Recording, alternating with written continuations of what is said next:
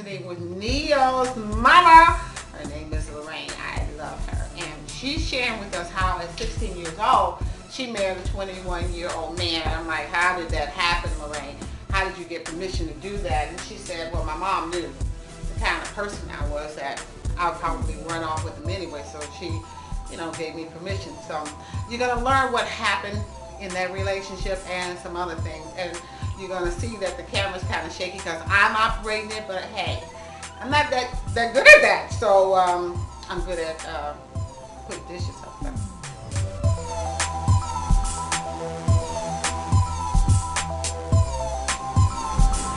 I am Loraine Smith, I guess also known as Neo's mom.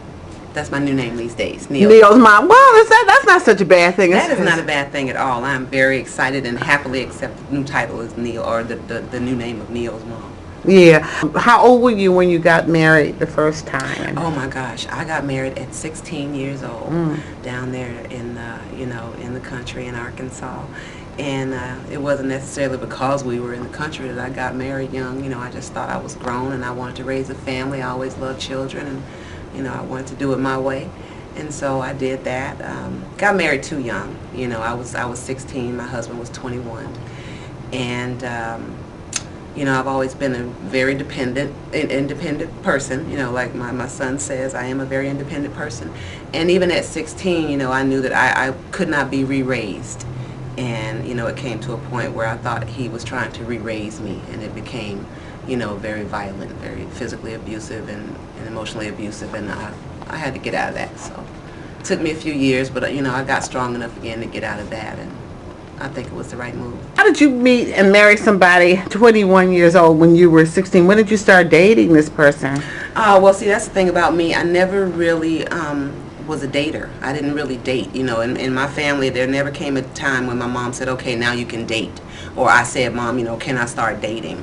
So he was actually like, I guess, my first boyfriend, head over heels in love type thing. And like I said, I was very independent. And my mom said years later when we talked about it, because we didn't really talk about it a lot then, but years later when we talked about it, she said that she thought that I was going to run away and be with him anyway, because I wanted to be with him that much. So what she did was gave one of my uncles permission to take me downtown and sign the consent forms for me to get married at 16. So, all right, so now you got married and you didn't want to be re-raised. What does that mean? What did he want you to do that you didn't want to do?